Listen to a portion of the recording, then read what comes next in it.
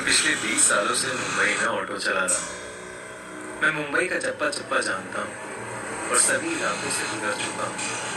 पर मुंबई में एक ऐसी जगह है जहाँ मैं कभी नहीं जाता। वो है मुंबई की गोरेगांव में स्थित आरे कॉलोनी।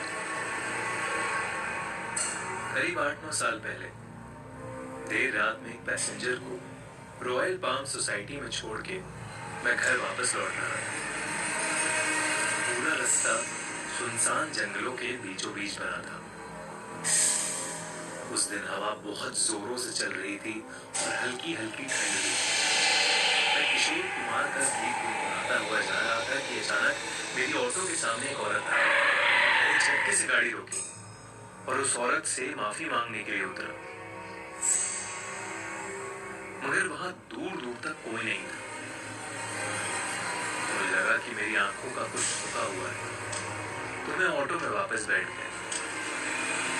जैसे ही मैंने ऑटो स्टार्ट करी, एक बूढ़ी सी औरत मेरे बगल में आके खड़ी हुई और उसने मुझसे कहा, थोड़ा आगे तक चलोगे? और पीछे बैठ गई। उस औरत ने फटे पुराने कपड़े पहने और एकदम मट्टी में लिपटी हुई। उसका चेहरा उसके बिखरे बालों से छुपा सा हुआ। मुझे थोड़ा अजीब सा लग रहा था कि रात के 3 बजे इस बूढ़ी औरत को कहाँ जाना है। मैंने उससे पूछा, मैडम कहाँ जाना है आपको? उसने जवाब में कहा, आगे शमशान है, बस वहां। ऑटो के मिरर से जब मैंने उसे कहते देखा, उसकी आंखों में डरावनी सी चमक। जब उसके बाद हवा से उड़े तो उसका गलगला सा चेहरा देख मेरी आंखें फटी फटी रह गई। मेरे पूरे शरीर के रोंगटे खड़े हो गए और तब मुझे सूझा कि शायद मेरे पीछे जो औरत बैठी है वो एक चुड़ैल है।